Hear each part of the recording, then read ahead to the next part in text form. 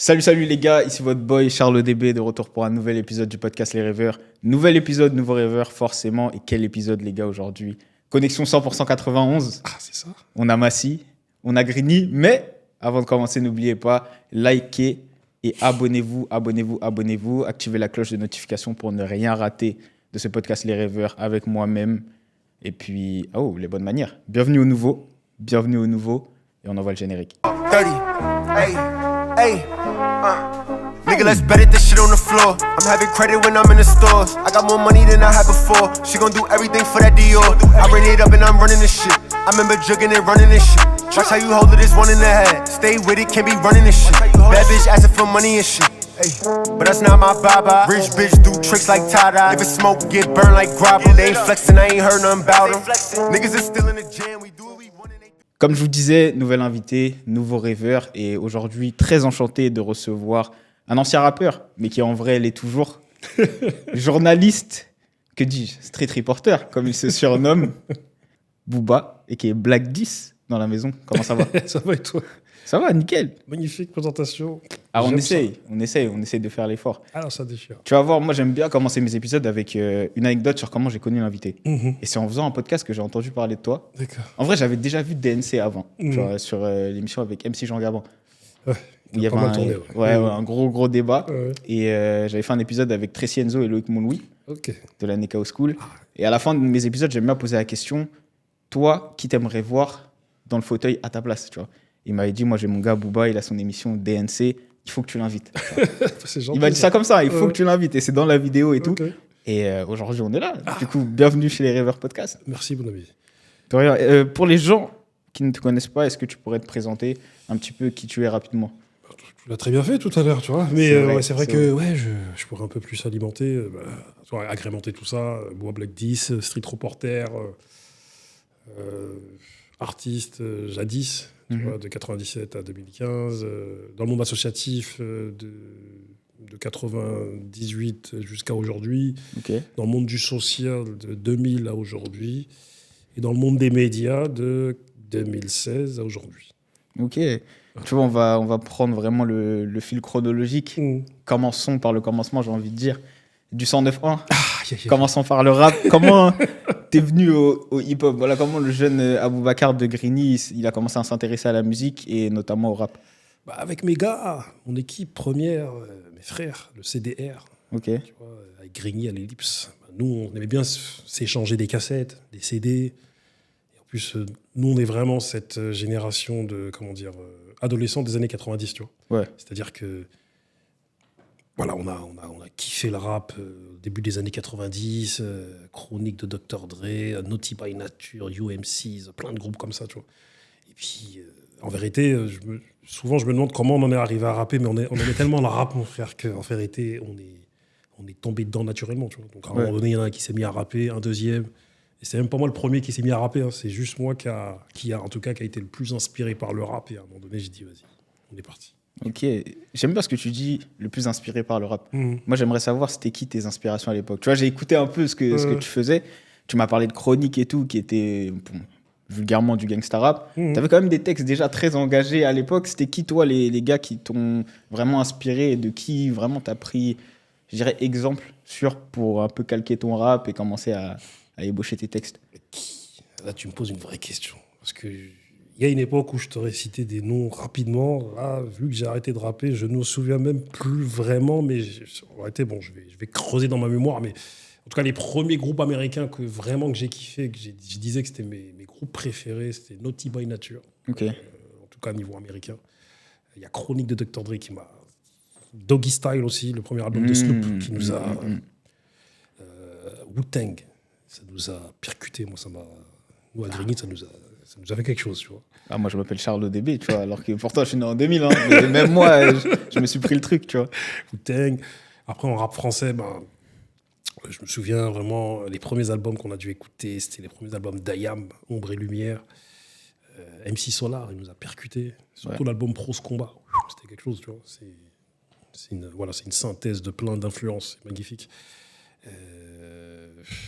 Qui encore... en français, je sais qu'il y a quelqu'un comme Kerry James qui nous a bien inspiré à l'époque. Tu vois, le combat continu, Idéal J. Et plein d'autres, hein, j'en oublie, hein, la Clica, tout ça, voilà. Ça. Ouais. Et du coup, moi, j'aimerais savoir comment, de la passion, tu vois, parce que tout ça, ça commence par passion, en vrai. Ça commence par passion. Comment tu te dis, bah vas-y, ça j'aime bien, je vais commencer à le prendre un petit peu au sérieux. Tu vois, j'ai vu que tu étais sur des compiles sérieuses avec Arsenic, Pete Bacardi, des Nègres Marrons et tout. J'ai vu les noms, j'ai fait waouh. Tu vois, carrément, je me renseignais pour préparer le truc et tout. J'ai fait ah ouais, non, il a rappé sérieusement. T'es parti chercher tout ça. Il faut, c'est important. Je me dis, il a rappé sérieusement, tu vois. Et voilà, justement, comment on passe de la passion à une implication un peu plus sérieuse. En vérité, tu vois. Quand je repense à mon parcours de rappeur, tu me dis j'ai rappé sérieusement. Ouais, j'étais sérieux dans le rap. Hein. J'étais vraiment. Moi, j'écrivais tous les jours. Voilà, ça m'a piqué. Parce qu'à la base, moi, je suis un mec qui dessine de base. Tu vois. Ouais. Donc, j'ai des bandes dessinées que j'ai prêtées à un de mes gars, Kofi. Faut que tu me les rendes, mon frère. et du coup, je me suis mis à rapper parce qu'à un moment donné, comme je t'ai dit, il y en a un qui a rappé, un deuxième, et vas-y.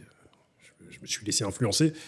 Et en fait, ce qui se passe, c'est que nous, on était des grands galériens.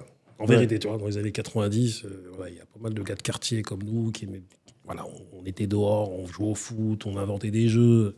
Nous, à l'Ellipse, on faisait des tournois de foot interquartiers. Puis à un moment donné, on devient adolescent, on se rapproche de l'âge de jeune adulte et on se met à pas faire grand-chose en vérité à des moments donnés, tu vois. Et du coup, en fait, c'est vraiment l'ennui qui nous a emmenés à, vas-y, on écoute beaucoup de rap, on se met dedans et je me mets à écrire. Donc, je passe du dessin à l'écriture. Okay. Et l'écriture, je vois que c'est un truc qui me plaît parce qu'en vérité, vrai, moi, je kiffais le français, les cours de français. Et je sais que niveau rédaction, je kiffais, moi. C'est quand on allait dans l'exercice de la rédaction, dans l'exercice de l'écriture. Et le rap, ça m'a convenu, tu vois. Ok. Et du coup, c'est comme ça que tu as développé ce. Ouais, c'est ça. Puis après, on a rencontré des groupes, on a rencontré des plus grands que nous qui nous ont bien initiés aussi, tu vois. Ouais. C'est-à-dire un de mes grands qui s'appelle Audio, d'un collectif qui s'appelle Art Syndrome avec Vers The Légende, Maca et d'autres. Dylan Lapeste, notre grand de chez nous, Gottfried, Kezo, de Nocif. Enfin, tout ça, c'est voilà. Moi, à un moment donné, j'ai mon équipe première, le CDR, avec qui j'ai grandi. Les gars avec qui j'étais à la maternelle, avec qui on est encore ensemble aujourd'hui, tu vois. Okay. Tu vois, plus de 40 ans plus tard. Puis après, j'avais aussi les grands de chez moi avec qui, moi-même, j'étais souvent avec eux, en fait, tu vois. Okay. Enfin, en tout cas, j'avais plusieurs équipes et du coup, ces grands-là, qui avaient plus de 10 ans que nous, nous ont aussi encadrés. Okay. Et aujourd'hui, quel souvenir tu gardes de cette époque-là, tu vois? On est dans le podcast Les Rêveurs, j'aime bien dire le nom est dans le titre. Est-ce que c'est une sorte de rêve avorté pour toi, tu vois? Est-ce que tu rêvais de faire des grosses scènes, de machin, ou t'as juste plus kiffé les moments que t'as passé à faire ça et aujourd'hui c'est plus derrière toi qu'autre chose? Comme je t'ai dit, à la base on est des gros galériens de cité. Quand je dis des fois à des gens, ils me disent mais arrête de dire ça, je dis je te promets, on était des grands galériens, tu vois. Ouais. Mais du coup, les souvenirs que j'en garde, c'est des beaux souvenirs. Parce que quand tu es dans les premières fois, les premières fois elles sont toujours magnifiques. C'est-à-dire la première fois que tu poses en studio, que tu entends ta voix, la première scène que tu fais. Nous, on avait fait une première scène à l'époque. Le collectif du 109.1, en fait, à la base, c'est un collectif. Donc, après, il y a des groupes qui se sont détachés, comme HSI, super groupe.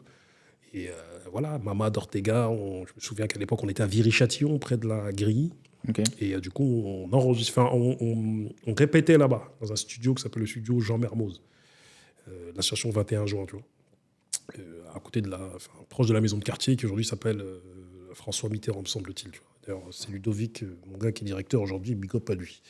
Tu vois. Et du coup, on répétait là-bas. Donc la première fois que tu répètes, la première fois que tu t'enregistres, que tu entends ta voix même dans un studio de répète, tu vois, t'es là, tu te dis, oh, c'est comme ça que ça sonne. Et puis tu t'enregistres ta voix sur des cassettes. Et la première fois que tu apprends à faire des espèces de doublages, tu vois, des bacs, t'enregistres une cassette sur une autre cassette. Tu vois ce que je veux dire? Mais c'est des moments magnifiques. Puis même les moments de scène où tu vois le public qui est là, qui connaît tes textes, tu te dis, gars. C'est pour ça qu'aujourd'hui, quand je vois les artistes, je me dis, mais je comprends cette sensation qu'ils ont de, tu vois, c'est comme de la drogue en vérité, tu vois. Tu vois, il y a une espèce de voilà, ça génère. C'est spécial. C'est spécial, tu vois. Ça génère en nous des hormones, ça. Non, c'est fort. Je me dis. Et moi, je me serais jamais dit que j'allais arrêter de rapper, tu vois. Ouais, ok. C'est qu'à un moment donné, je me suis arrêté par démotivation et Mais c'est sûrement dans ma tête, moi, j'allais rapper toute ma vie. Ok, d'accord. C'était parti. Quitte à pas forcément... j'avais des aspirations. Hein. Je me suis dit, t'as vu, il faut qu'on en arrive là, là. Et comment on est tombé sur DJ Size c'est qu'on a aussi... La fameuse compile. Et voilà, exactement. La compile DJ Size, c'est notre gars Lord Killer à Grigny, qui lui-même était déjà avancé dans le business, dans l'industrie de la musique. Donc, il avait déjà fait plusieurs compiles qui s'appellent Hip Hop Vibe. Ouais. Et du coup, voilà, nous, quand on s'est mis à rapper, on s'est dit avec mon gars Tinozei, avec qui je rappais parmi tous les autres artistes avec lesquels qui faisaient partie du 109.1, on s'est dit on allait le coller. Ouais. Donc, du coup, lui, il nous le disait à chaque fois le samedi, midi, venez avec moi sur Paris. Donc, du coup, on allait le samedi, midi avec lui. On était là, on l'entourait. Ouais. On était là, jusqu'à ce que tombent des plans. À l'époque, il n'y avait pas de réseaux sociaux. Donc, il fallait que tu bouges sur Paris, voir ce qui se passe. Donc, du coup, ils nous font rencontrer DJ Size qui vient de Rouen. DJ Size, j'ai garde contact avec lui pendant 4-5 mois. Et il me dit, pour la prochaine mixtape, vas-y les gars, ne vous inquiétez pas. Et un jour, il m'appelle, ou je l'appelle, il me dit, il y a moyen que vous fassiez un featuring avec Arsenic, Neg Marron, Pete Bacardi, Battle Mode Click, tu vois, des gars de Rouen, tout. J'étais là, donc nous, on faisait des réunions entre nous, tu vois. Il dit, les gars, on va poser avec eux, tout ça. Oh, comment ça? Parce que le secteur à l'époque, c'était eux les plus... C'était eux c'est clair. C'était eux le rap français, tu vois. Donc, du coup, au début, on n'y croyait pas, mais bon, voilà. Donc, on a enregistré quelque chose. Finalement, il nous a dit que ça ne lui convenait pas. Et il nous a dit, les gars, vous allez enregistrer, voilà. Trouve-moi un studio et je te les ramène. Je ne croyais pas. On s'est cotisé avec notre bourse de l'époque, là, avec voilà, notre petit argent qu'on avait. On a loué le studio.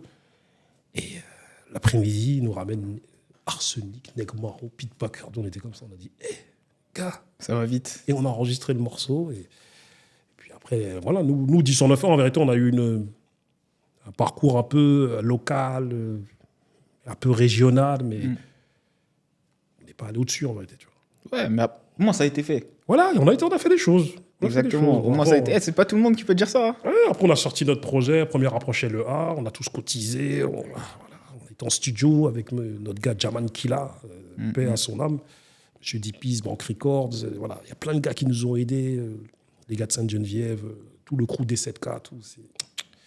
Donc, c'était vraiment des bons souvenirs, parce qu'aujourd'hui, quand on se voit, on est des frères. Ah, c'est normal, c'est normal. Et avant qu'on passe à autre chose, aujourd'hui, c'est quoi un peu toi ton regard sur le rap français? Est-ce que tu en écoutes encore? Est-ce que tu en consommes encore? Est-ce que les messages véhiculés, tu vois où je veux t'emmener? Est-ce que les messages véhiculés te parlent toujours à toi ou non, tu as pris de la distance par rapport à ça aujourd'hui? Honnêtement, j'ai pris de la distance, tu vois, et le rap a changé, hein, tu vois. En tout cas, le rap qu'on entend, en tout cas, qui est le plus diffusé, il a bien changé, tu vois. Les messages ont changé. Et j'ai tendance à dire que c'est... Enfin, même beaucoup le disent, hein, le rap, c'est une éponge. Et il n'est que le reflet de la société. Ouais. La société est devenue encore plus capitaliste, plus matérialiste. Bah, le rap suit. Tu vois. Après, il y a forcément du rap qui nous parle, tu vois, du rap qui est moins exposé, mais qui nous parle et qui est dans la continuité du rap que nous, on écoutait à l'époque. Tu vois. Ouais. Mais c'est vrai que je prends du recul parce que tu te dis... les gars, ce qu'ils racontent... Mais en même temps, ils racontent ce que les mecs racontent aux States. Tu vois ce que je veux dire? Et même, ils racontent ce que les mecs racontaient aux States, même à l'époque. Parce que pour en revenir à... Le premier album que je t'ai cité, c'est Chronique de Dr. Dre. C'est fait partie des albums Dr. Dre vient d'NWA, qui ont démocratisé toute une manière de rapper et de raconter des choses hardcore. C'était ça, là, ça, les mecs. Tu vois, c'était chaud. Ah, tu regardais les clips à l'ancienne et tout, c'était... Je veux dire, même ce qu'il disait, c'était outrancier. Bah, en fait, le rap français, aujourd'hui, est à l'image du rap américain, mais depuis... Les messages qui sont vécus dans le rap américain depuis des années, ben, le rap français, il s'est mis à l'heure du rap américain depuis une quinzaine d'années maintenant, tu vois. Ça y est, on est dans ce que j'appellerais le rap de Gogol, mais bon, ça, c'est... c'est une expression qui t'appartient. C'est une expression qui t'appartient. Là où je voulais t'emmener avec ça, pour moi, c'est toujours une question de message, tu vois. Et quand je disais gentiment tout à l'heure qu'aujourd'hui, en vrai, t'es toujours rappeur, parce que tu passes toujours des messages. Donc, tu es impliqué chez Blockout Music. C'est ça. Qui a une branche Blockout Radio. C'est ça. Dont le média aujourd'hui, Blockout Radio est un média, en vrai. Comment la transition elle s'est faite? Comment on passe de Black Day, le rappeur, à Booba, Street Reporter? J'ai dit à un moment donné, j'ai une démotivation. Ouais. C'est-à-dire, vas-y, tu reviens, déception amoureuse. Voilà, j'étais à Villepinte. Là d'où toi-même tu viens, tu vois. Big up. J'ai plein de gars là-bas, tu vois. D'ailleurs, c'est là-bas que j'ai rencontré Barberich à l'époque, tu vois, et Ami, et toute leur famille, et d'autres gens encore. Et du coup, quand je reviens, j'ai plus la motivation. Tu vois, en plus, j'étais sur mon deuxième projet, Brock versus Black 10. Tu vois, j'en ai sorti 2 avec Brock Records, donc big up à eux. Et voilà, on était en train de clipper, on était en train de faire plein de choses. Et du coup, à un moment donné, j'ai plus la motivation, tu vois. Et du coup, j'en parlais avec un jeune il y a peu, je lui disais, t'as vu, moi, j'ai la bougeotte depuis que j'ai 16-17 ans, j'ai la bougeotte. Depuis le moment où on s'est mis à rapper et que on m'a plus ou moins désigné en tant que la personne qui allait réunir tout le monde, j'ai la bougeotte. Ouais. Et du coup, à un moment donné, je me retrouve sans rien faire. J'arrête de rapper, donc je me dis, mais qu'est-ce que je fais là? Et du coup, ça me fait bizarre. Et je te parle de ça, j'avais 35 ans. Tu vois, donc j'ai passé pas mal de temps à avoir la bougeotte. Et à un moment donné, mes gars de Bloc Out Music, dont Tonton, notre grand, lui, le grand Manitou, Le boss. tu vois, ils avaient déjà créé la branche Bloc Out Radio, parce que Bloc Out Music, à la base, c'est de l'événementiel, tu vois. C'est tout ce qui est... voilà, on organise des concerts, des événements... le festival, mon festival à Grigny, où il y a pas mal d'artistes qui sont venus, dont Brick and Lace. Pause. Ouais. Lloyd Banks, G-Unit. Non, mais faut le dire. Ouais. Lloyd Banks, J-Unit à Grigny. Récemment, Central C. Carrément, nous, on pensait que c'était une blague. Parce que tu vois, moi, je suis de Massy, etc. Et tout. On voyait le truc circuler. Ouais, Central C va venir à Grigny, les gars, et tout. Au début, on était, les gars, doucement. Et vous... Non, franchement, c'est fort. Oui. Mon festival, big up à tous les gens qui organisent. Franchement, c'est fort et c'est une belle initiative, tu vois, de pouvoir faire ça pour les gens de Grigny, gratuit en plus. C'est ça, exactement. C'est vraiment fort. Parenthèse fermée. Voilà, c'est ça que je voulais ouvrir. Merci, mon frère. C'est vrai que quand on a mis Central C en promo, les gens n'y croyaient pas. Ils disaient, Non, pas du tout. Pas du tout. En plus, à l'époque, il était 3e artiste le plus streamé au monde, je crois. Il venait de sortir son album avec la pochette orange, j'ai oublié le nom et tout. C'était quelque chose. Hein. C'est quelque chose. Et vraiment, grand big up à Tonton et toute l'équipe de Bloc Out, parce que franchement, le travail, il est magnifique. Et comme je te disais, voilà, démotivation. À un moment donné, 2014, moi j'ai été à Villepinte de 2013 jusqu'à 2015. 2014, Bloc Out Radio se crée. Moi, je redescends de temps en temps. Et un des jours où je redescends, il y avait déjà l'émission Néo Musique qui avait déjà été créée par Grice et Max Payne. Okay. Et du coup, moi, quand j'arrive, je les vois en train de faire leur émission. Voilà, les choses se passent, tu vois. Et puis, Tonton me dit, Bouba, t'as vu que t'as une expérience dans tout ce qui est animation de débat. Parce que voilà, j'ai accompagné pas mal mon gars Kizo, qui est à l'origine des documentaires Gang Story. C'est l'histoire des gangs de 45 à nos jours. Et aussi à l'origine, avec le défunt Yann Morvan, paix à son âme, le livre photo Gang Story. En fait, en 2011, 12, 13, me semble-t-il, voilà, je les ai accompagnés pour l'animation des débats autour du livre et des films, Gang Story, tu vois. Et du coup, depuis un petit moment, j'ai cette expérience d'animer les débats en public, tu vois. Donc, Tonton me dit, Bouba, vas-y, on a une émission Néo Musique, il faut que tu viennes aussi avec ta patte, tu vois, toute ton expérience associative, toute ton expérience d'animation de débat, vas-y, fais une émission de débat. Et franchement, je l'ai regardé Tonton, j'ai dit, Tonton aussi. Vois-moi, ma tête là, venir devant une caméra, venir faire le mec, c'est pas possible, Tonton aussi. Il me dit, Bouba, je dis, Tonton, non, je veux pas, laisse-moi. Ah ouais, catégorique au début. J'étais catégorique. Hein. J'ai dit, je ne veux pas. J'ai dit, attends, tu vas pas me faire le fanfaron comme ça. Non, c'est pas possible, mon gars. Non, Tonton, si t'es mon grand, je te respecte, je t'aime. Mais non, c'est pas possible. Et à un moment donné, t'as vu, j'ai une idée. Je m'endors la nuit, tu connais, on a des idées. Voilà. Je pense que tu vas être comme moi, on a plein d'idées le cerveau en ébullition, tu vois. Et du coup, je me dis, mais il faudrait qu'on se lance en politique, en fait. Et je crois que je vais me lancer. Et du coup, là, je décide. Et je me dis que depuis des années, on me dit, Bouba, certains en tout cas, vas-y, si tu te lances, on te suit. Je dis, vas-y, on est parti. Donc, du coup, je vais voir Tonton pour lui dire, je vais me lancer en politique, j'accepte ton idée d'émission. Ah bon? Ok. Il était content, il m'a dit, voilà, enfin, voilà. Du coup, lorsque je lance le premier Dis-nous les choses, c'est un Dis-nous les choses avec des femmes engagées. Et en fait, au fil des épisodes, je mets en avant en tout cas, les gens du milieu associatif que je côtoie depuis un certain nombre d'années. Et du coup, en fait, j'oublie cette mission de créer un parti politique, en fait. Enfin, en tout cas, de promouvoir un parti politique. Et même de le créer, tu vois. Et c'est en fait l'année dernière que je suis là comme ça, je cogite et je me dis... L'année dernière, je me suis mis à cogiter. Je dis, mais gars, en fait, disons les choses, à la base, c'était pour promouvoir ton parti politique. Et je me suis rendu compte que j'ai oublié ça. Et qu'il y a 9 ans qui se sont écoulés et qu'au fil du temps, j'ai complètement zappé. Tu te rends compte? Ça veut dire qu'au débat... Catégorique, le mec, il veut pas faire cette démission, etc. et tout. 9 ans plus tard, il y a je sais pas combien d'épisodes qui sont sortis. Grave. Et tu parles d'engagement politique. Pour moi, l'important, c'est le message. Tu vois, quand je regarde, disons-nous les choses, il y a des émissions où vous abordez des sujets sérieux, épineux, pour ne pas dire autre chose. Et vous avez eu des débats chauds. Tiens, bon, parlons de ça, tu vois, c'est quoi, toi, les débats que tu retiens le plus? Là, comme ça, là, les sujets qui ont été les plus brûlants, entre guillemets. Bah, tu as parlé de l'émission avec Gabin, c'était quelque chose, tu as vu. L'émission avec l'imam Mehdi, où l'imam Mehdi, voilà, il a eu son droit de réponse par rapport au fait que voilà, il avait fait une remarque par rapport à Rof qui avait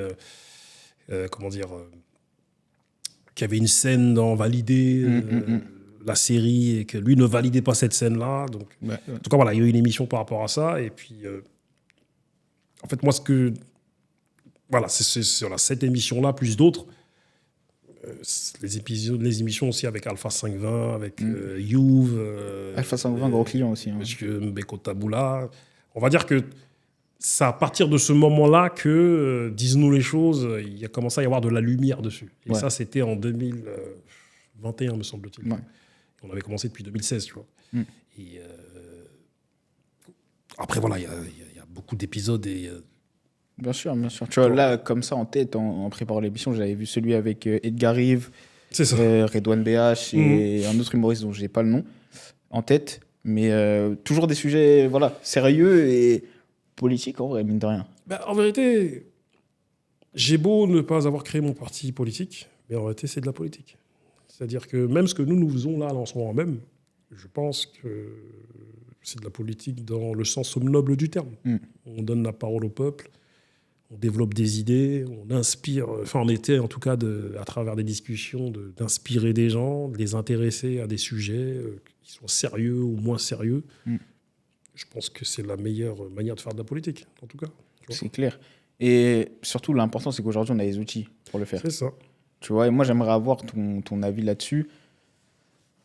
Que tu sois autodidacte ou vrai journaliste, aujourd'hui, tu peux avoir ton média. À partir du moment où tu as ce qui est avec nous aujourd'hui, micro, caméra, tu peux avoir ton média. Tu vois, tu as plein de petits médias, même si j'aime pas l'adjectif pour les qualifier, qui sont sortis de terre. Tu vois, médias indépendants, je pense à Parole Véritable, Grice, que je vais shout-out aussi, Moneytime Podcast, c'est méga de ouf. Shout-out Vito, toute l'équipe, Cookie, ma vie.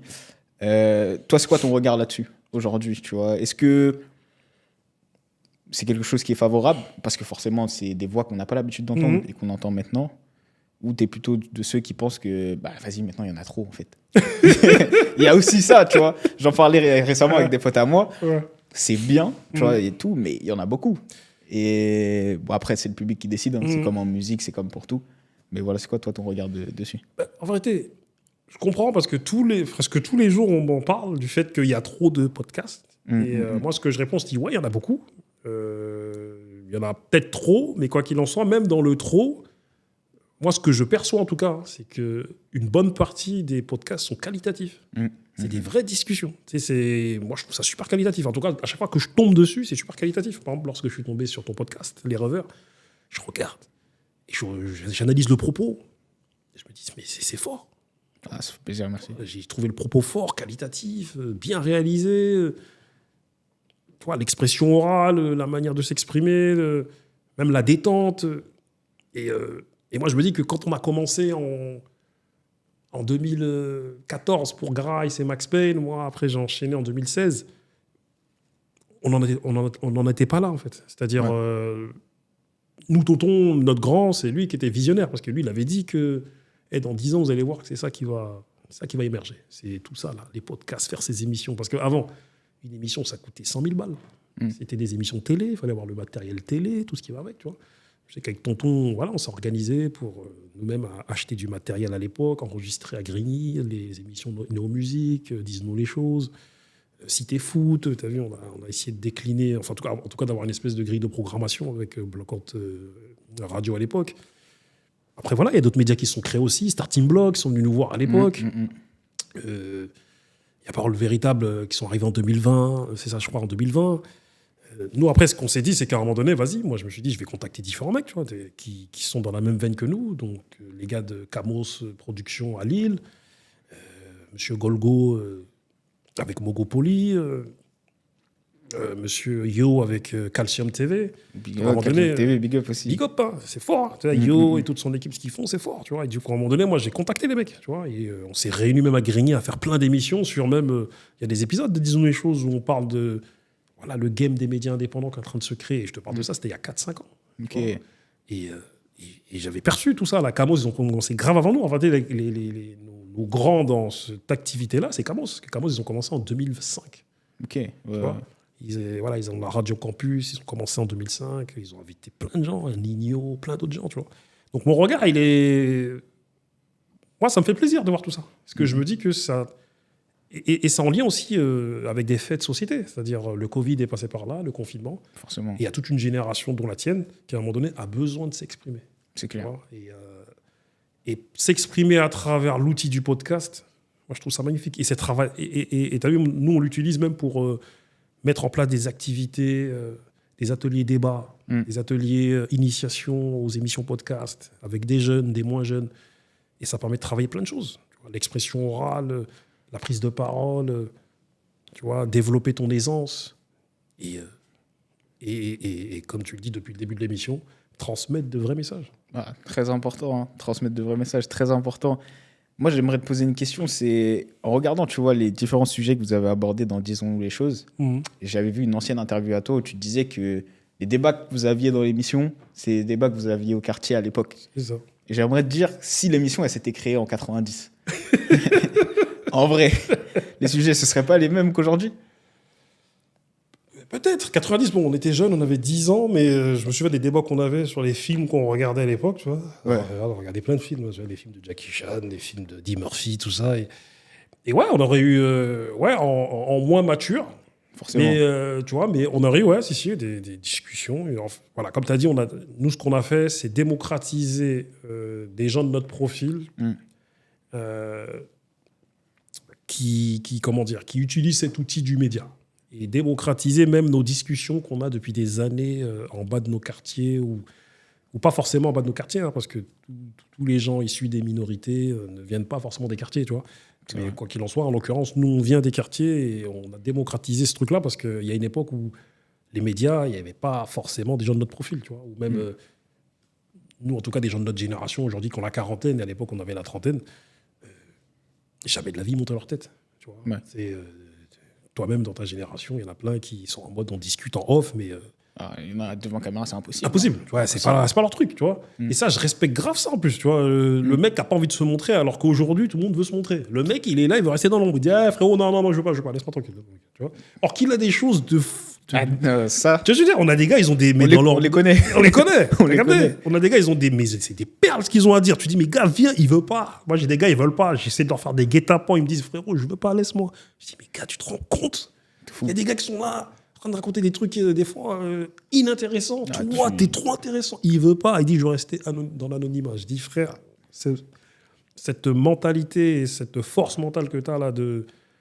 Alors que, voilà, on est dans un...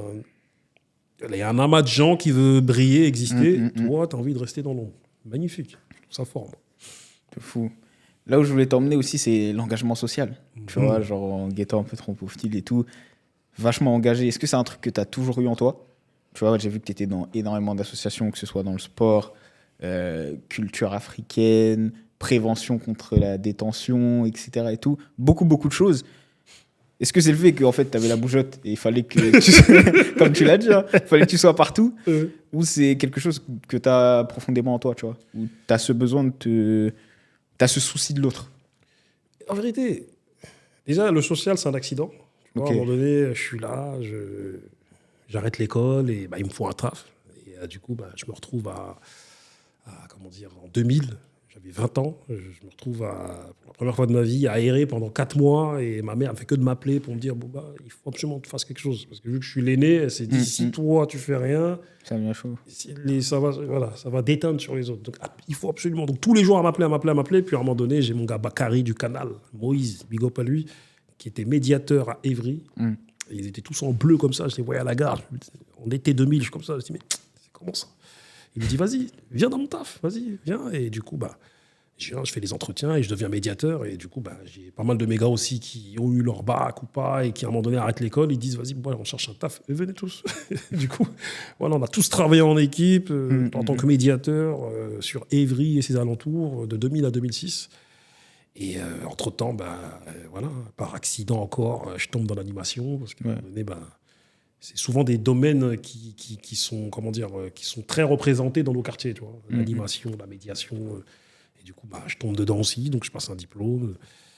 Et du coup, de 2000 à 2013, j'alterne entre animation et médiation, tu vois. Donc, je suis médiateur de 2000 à 2006, à Évry, Corbeil et ses alentours.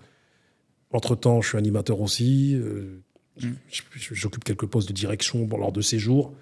2013, je reviens dans la médiation. Je ne voulais pas forcément, mais mes gars, ils me disent, vas-y, viens, à Grigny, il y a un poste qui se libère. Je dis, non, les gars, je ne veux pas, laissez-moi. Donc, de 2009 à 2013, médiateur à Grigny. Et là, la ville dans laquelle j'ai grandi, je vois des aspects que je ne voyais pas, en fait. Parce que moi, j'étais médiateur de nuit. Et la nuit, j'ai vu des choses. J'ai dit, mais gars, et j'ai vu une précarité que je ne voyais pas, en fait. Tu vois, je savais que Grigny, malheureusement, voilà, il y a un fort taux de gens dans la précarité. Mais là, de 2000 à 2013, je l'ai vraiment vu, tu vois. Donc, j'ai travaillé avec différents gars à moi, grand big up à eux, tu vois. Et du coup, à un moment donné, mon contrat s'arrête. Et à Massy, j'ai mes gars, dès quelques gars de Grigny et d'autres villes aussi, de Saint-Michel, dont Roland, qui me dit, vas-y, ils ont un poste à Saint-Michel, vas-y, viens. J'ai dit, non, les gars, c'est un poste d'animateur, je ne veux pas, laissez-moi, je ne veux plus. Et du coup, à un moment donné, j'y vais parce que, vas-y, il faut travailler, mon frère, on n'a pas le choix. Donc, du coup, j'y vais. Et lorsque j'y vais, pendant l'entretien, je me rends compte que mes gars ne m'ont pas vraiment bien informé sur l'intitulé du poste. En fait, et moi-même, je ne m'étais pas forcément superbement renseigné aussi. C'est de ma faute. Et du coup, je me rends compte qu'il y a un aspect d'insertion là-dedans. Tu vois. C'était animateur insertion qui, après, plus tard, est devenu référent insertion. Donc, en plein entretien, j'ai connaissance de ça. Tu apprends le job, en fait, à l'entretien. Voilà, à l'entretien, je suis comme ça. Donc, je me défendais. J'étais là, comme ça, tranquille, je me défends, tout. Puis, à un moment donné, j'entends qu'il y a un aspect insertion. Ça m'a intéressé direct, parce que je me suis dit que j'ai jamais fait ça. C'était en 2013. Et boum, accélérateur. Je mets la 5e, boum. Je me dis, il faut absolument que j'ai ce poste. Tac. Donc, du coup, je l'ai. Et du coup, voilà, je me rends compte que ce travail-là, avec les équipes avec lesquelles j'ai travaillé, c'est carrément le meilleur métier que j'ai fait de ma vie, même si c'est encore une fois par accident. Donc, je pense que cette notion du social, je suis tombé dessus par accident parce que c'est des métiers qui sont très représentés dans nos quartiers. Donc, en réalité, encore une fois, c'est cette notion de galérien de quartier. Voilà, je galère, vas-y, je fais ci, je fais ça. Tu vois, un peu de fainéantise, un peu beaucoup même, tu vois. Donc, tu dis, vas-y, je vais là, tranquille. Voilà. Et du coup, j'y vais, mais je le fais bien. Enfin, j'essaie de le faire bien, en tout cas. Et du coup, voilà, jusqu'à aujourd'hui, je suis référent insertion. Je travaille avec les 16-29 ans sur l'île de Massy.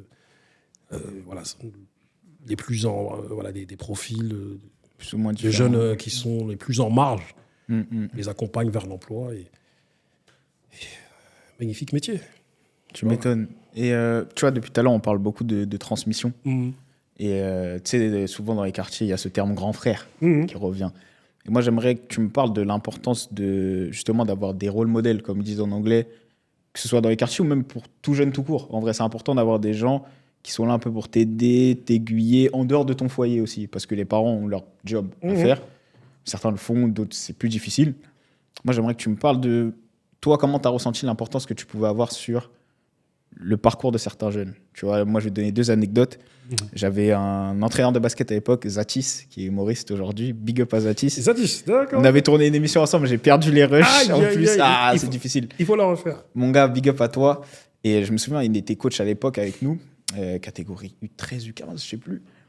Et Zatis, c'est le premier mec à m'avoir emmené voir un match de pro. Tu vois, parce qu'il était arbitre de haut niveau aussi à l'époque, donc il nous emmenait partout. Il était tout le temps dans sa voiture. Déjà, nous, on était les petits qui étaient tout le temps au gymnase. Même s'il n'y a pas d'entraînement, on est là. Après les cours, on est là. Samedi, on est là. Dimanche, on est là tout le temps. Tu vois. Et en vrai, ça nous évitait d'être dehors à faire d'autres choses. Mais on était tout le temps là. Tu vois. Et au bout d'un moment, il se dit, mais vous savez qu'il n'y a pas que Massy en fait dans la vie. Du basket de haut niveau, il y en a partout. Et il commence à nous emmener. C'est lui le premier à nous emmener aux crêpes, etc. Et en vrai, avec du recul, c'est une dinguerie ce qu'il a fait pour nous. Tu vois. Et il n'était pas forcé de le faire. Lui, à l'époque, il avait quoi, peut-être 22, 23 ans. Il pouvait faire son foot, tu vois. Il vient prendre son chèque, il fait son entraînement, il s'en va. Mais non, pour lui, c'était important, tu vois. Et autre anecdote, c'est avec Mamad, du Pige. Big up à Mamad. Aïe, aïe, aïe. Je devais aller aux États-Unis et tu sais, moi, ma mère, elle travaille aussi dans ces métiers-là. Elle me dit, si tu veux de l'argent, mon petit tremplin citoyen, tu vas travailler, tu fais machin et tout. Elle voulait pas me donner l'argent elle-même, mais elle connaissait tous les bons plans pour que j'en ai. Je vais au Pige, je me souviens et tout, j'arrive un peu tard, je regarde à quelle heure ça ferme, je tombe sur Mamad, il me dit, tu sais, il regarde sa montre en mode, ah, toi, je t'ai pas réveillé le plus tôt. Hein. Et finalement, il me dit, ok, vas-y, mais tiens-toi prêt, tu vois. Tu veux ton oseille et tout, bah, tu vas bosser. Cours d'anglais à la mairie, machin et tout, et au final, j'ai eu l'argent et j'ai pu faire mon voyage aux States, tu vois. Mais, tu vois, c'est quelques exemples pour te dire à quel point ça peut être important. Et pourtant, ils m'ont pas donné des conseils de ouf, j'ai pas eu de longues discussions avec eux, mais juste ça a été très important pour moi dans ma trajectoire. Est-ce que toi, t'as des anecdotes comme ça? Ouais, j'en ai. Hein. Bah, t'as vu, je t'ai dit, moi, j'ai mon équipe première, le CDR, les gars avec qui j'ai grandi depuis la maternelle jusqu'à aujourd'hui.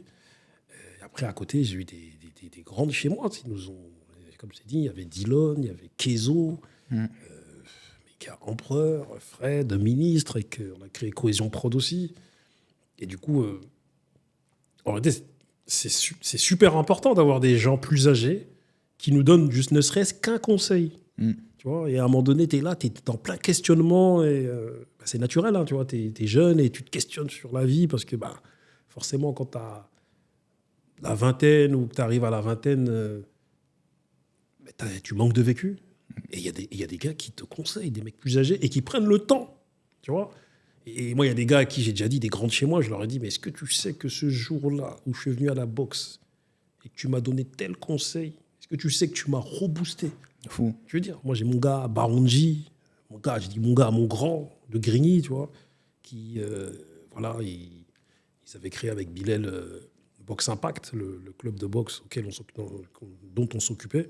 Et je sais qu'un jour, j'étais en mode un peu dans le mal, comme on dit là, tu vois.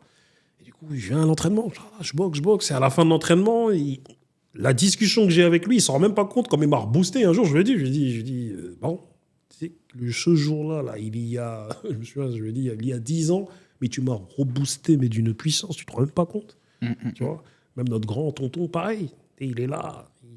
Je te parle d'un grand, nous c'est notre grand, il a 60 ans aujourd'hui, presque 60 ans, tu vois. Et du coup, moi j'ai vu des gens faire la queue devant chez lui pour régler leurs problèmes. Une fois j'arrive, je viens le voir devant chez lui, tout ça, je vois la queue, je dis mais qu'est-ce qui se passe, tonton? Et je vois, il est là, il sort, tu sais, il habite au rez-de-chaussée, à la Grande Borne, et il y a un couple qui sort, dont un grand et une grande que je connais, et je dis, tonton, il se passe quoi? Il dit, ah non, je suis venu, ils ont des problèmes de couple, je suis venu discuter un peu avec eux. Ah, ouais, et il y en avait un autre qui attendait dans la voiture parce qu'il a des problèmes avec un autre gars du quartier, donc il est venu parler avec tonton. J'ai dit, gars, et j'ai toujours dit, les gars, voilà, les grands ont une responsabilité, tu vois. Dans la mesure où, avec un conseil, avec le respect qu'on vous donne et le respect que vous nous donnez, et vous pouvez changer la vie de... C'est clair. Plein de gens, et toi-même, tu es dans cette posture-là aujourd'hui. Hein. Tu me disais que ton grand, il avait 20 ans et quelques à l'époque. Ouais. Je suis sûr qu'il y a des petits à qui tu donnes des conseils. Ils s'identifient à toi. Et voilà, quand tu leur donnes le bon conseil, ça peut changer toute une trajectoire. C'est clair. Et c'est magnifique. C'est clair. Et moi, j'aimerais te demander aujourd'hui, c'est quoi le regard que tu portes sur la nouvelle génération? Ah, il faut. C'est quoi aujourd'hui, tu vois, quand tu vois les jeunes, tu vois, même plus jeunes que moi en vrai, c'est quoi le regard que tu as, tu vois, c'est quoi les conseils que tu pourrais leur donner? Honnêtement, le regard que j'ai, il s'est grave modifié avec le temps. C'est vrai qu'il s'est modifié, mais en réalité, il a toujours été le même, plus ou moins, tu vois. Mais c'est vrai qu'à un moment donné, je me disais, mais attends, elle a quoi, là, cette nouvelle génération-là? Parce que je compte faire un thème, hein. Nouvelle génération, vous pensez à quoi? Tu vois, et j'espère que tu seras là ce jour-là. Tu vois. Ah, moi je suis là, hein, tu m'invites, je viens en direct, je suis prêt à en parler. Et c'est vrai que je te parle de ça, c'était avant le Covid. Hein, tu vois. Je me dis, mais attends. Et je pense qu'on vivait une période charnière comme on vit une autre période charnière encore aujourd'hui. Tu vois. Et moi je me rends compte que, aussi moi par le biais de mon travail, je me suis aussi rendu compte que ma vision aussi de la société, en tout cas vis-à-vis de la jeunesse, elle pouvait être déformée, vu que je m'occupe de jeunes qui sont en construction, qui sont en difficulté. Des fois, tu sais, dans le social, on peut avoir une vision qui est déformée de la réalité dans la mesure où on se dit, mais attends, tous les jeunes sont comme ça, alors que c'est pas vrai. Tu vois, et je ne dévalorise pas ces jeunes qu'on suit, hein, parce qu'ils ont un fort potentiel. C'est juste qu'ils ont des difficultés. Mais je me rends compte avec le temps, depuis un certain nombre d'années, que mais moi, je suis content de voir ta génération. Par exemple, tu es là, tu fais des podcasts super positifs. J'en vois qui sont dans des sphères dans lesquelles nous, on n'était pas. Ouais. Et je vois des jeunes qui, aujourd'hui, veulent devenir médecins, qui veulent devenir avocats, qui deviennent entrepreneurs, qui ouvrent leur commerce, d'autres qui sont dans les études, d'autres qui sont à fond dans le sport, mais bien comme il faut. Des jeunes super positifs. Moi, j'ai souvent des jeunes qui me contactent, toi, qui veulent monter leur émission podcast, qui font telle et telle chose. Je les regarde, je dis, les gars, vous ne vous rendez pas compte que juste une discussion... Voilà, vous me dites ce que vous faites, je discute avec vous, vous ne vous rendez pas compte que vous avez refait ma journée. Juste, j'ai écouté ce que vous me dites, voilà, ce que vous m'avez dit.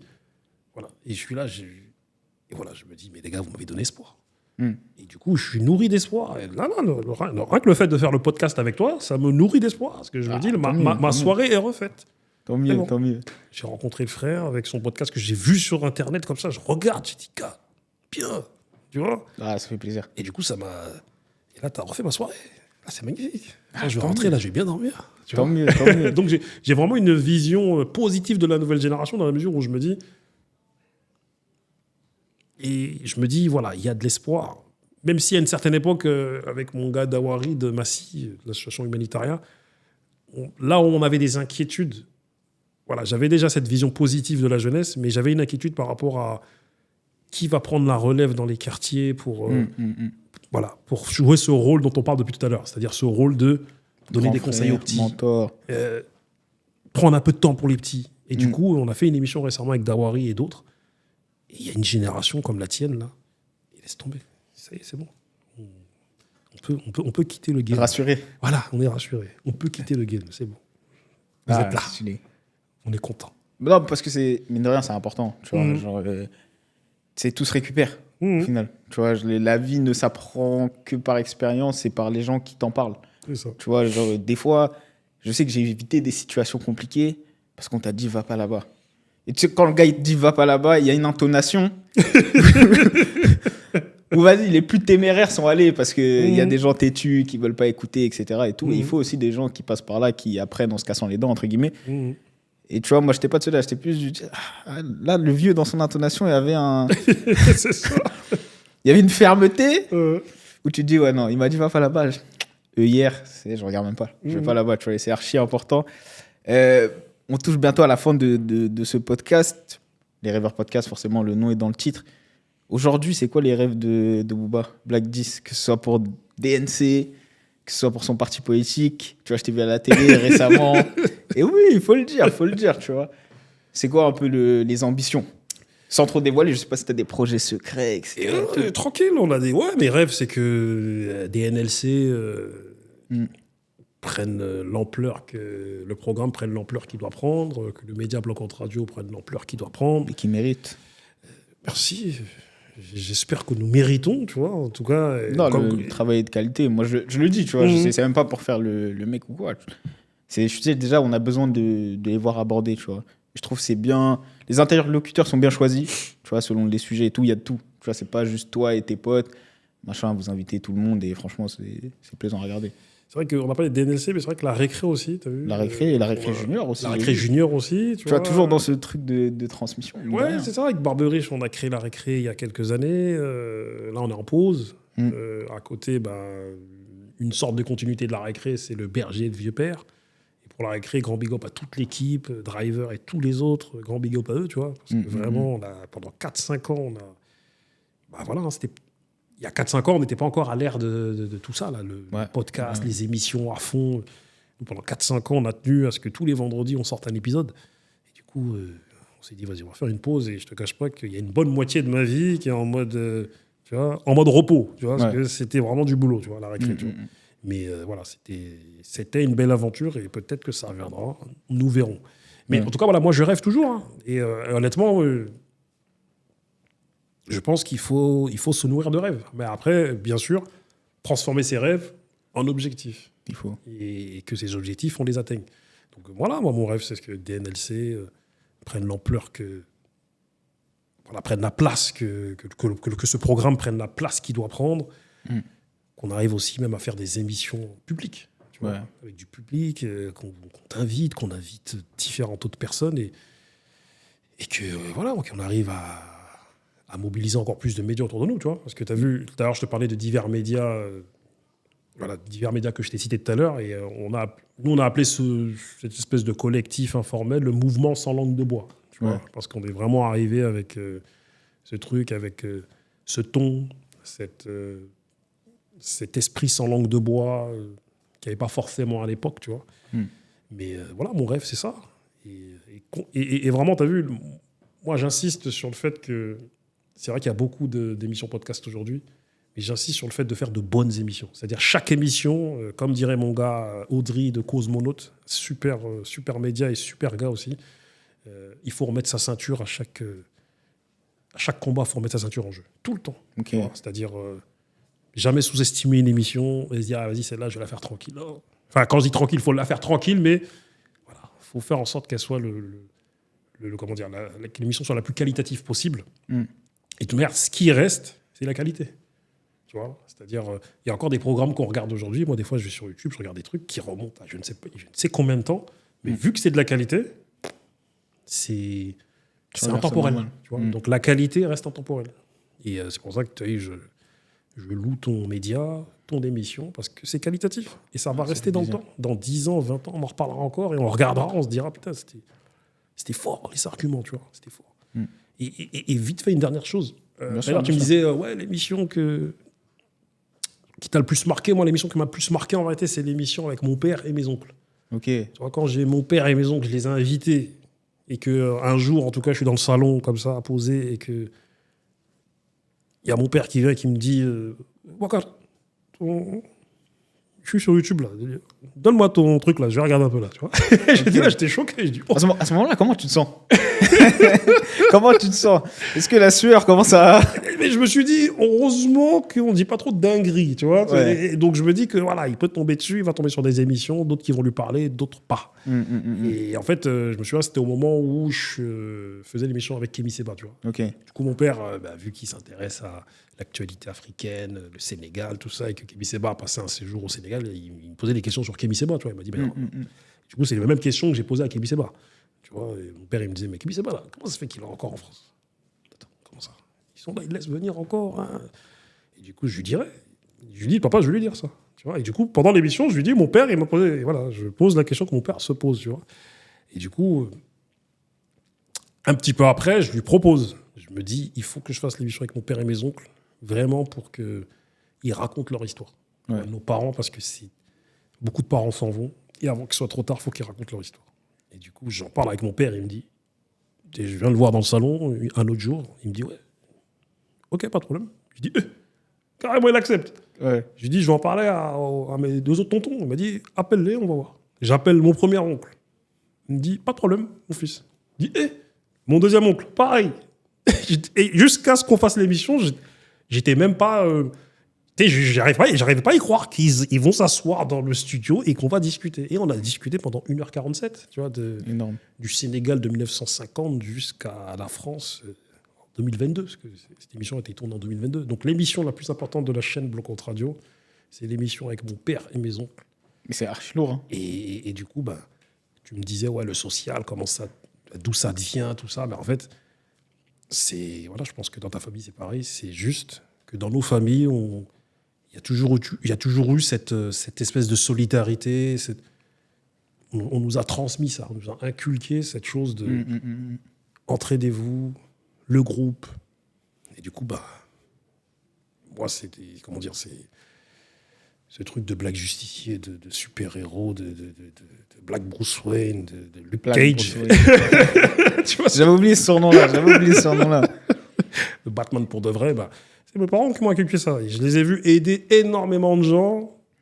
Et du coup, c'est naturel, ça y est, c'est parti. On suit. Tu vois. Ok. C'est stylé.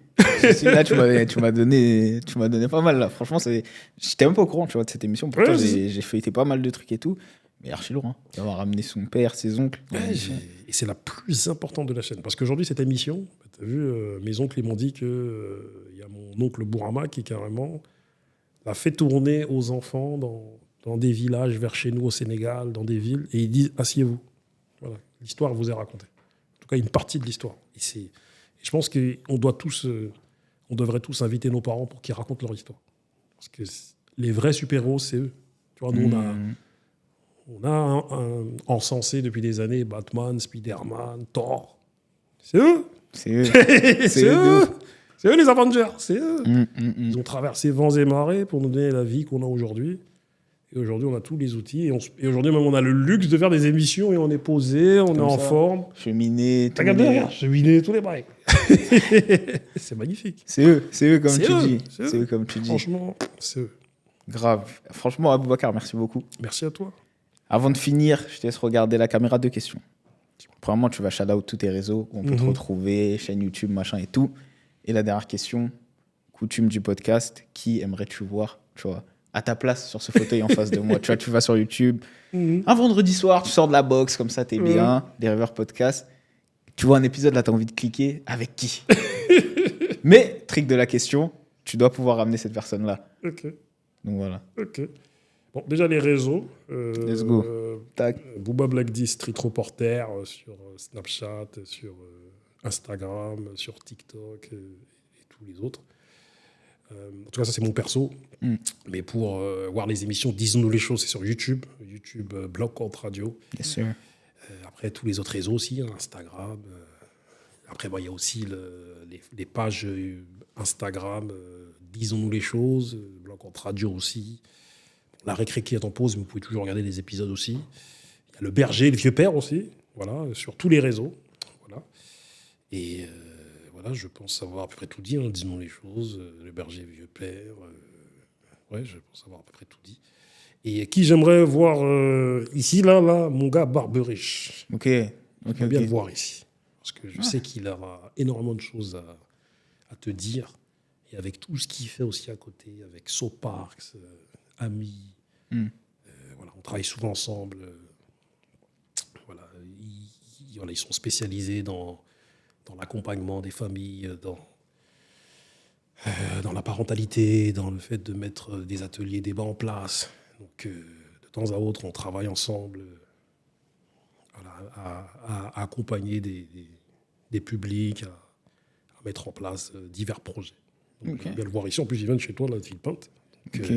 Après, moi, j'ai grandi à Massy. Voilà, t'as grandi à Massy, voilà. Grandi à Massy. Mais Villepinte, quand même, toujours dans le cœur. Donc, voilà. En tout cas, big up à Massy aussi, Grigny. 9-3, big up. Exactement, tu vois. Donc, je vis là-bas. Là, d'ailleurs, dès que j'ai fini, là, je ziaque là-bas. Là, tu vois. Direct. Voilà, tu vois. Donc, en tout cas, merci à toi. Et comme dirait Barberiche, le mot d'ordre, c'est l'amour.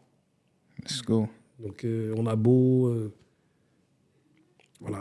dire, faire plein de choses.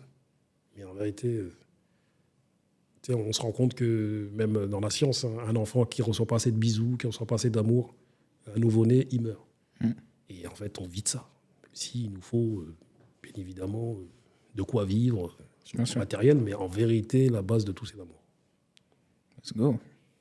On finit là-dessus. Hein. C'était votre gars, Charles ODB, les Rêveurs Podcast sur tous les réseaux. Instagram, TikTok, sur tous les sites de streaming, Deezer, Apple Podcasts, Spotify, on est partout. Les liens sont dans la bio. N'oubliez pas, abonnez-vous, likez, commentez. Aboubacar. Mon gars, merci beaucoup. On se retrouve au prochain épisode. Peace. Et n'oubliez pas, à chaque sortie, on remet la ceinture en jeu.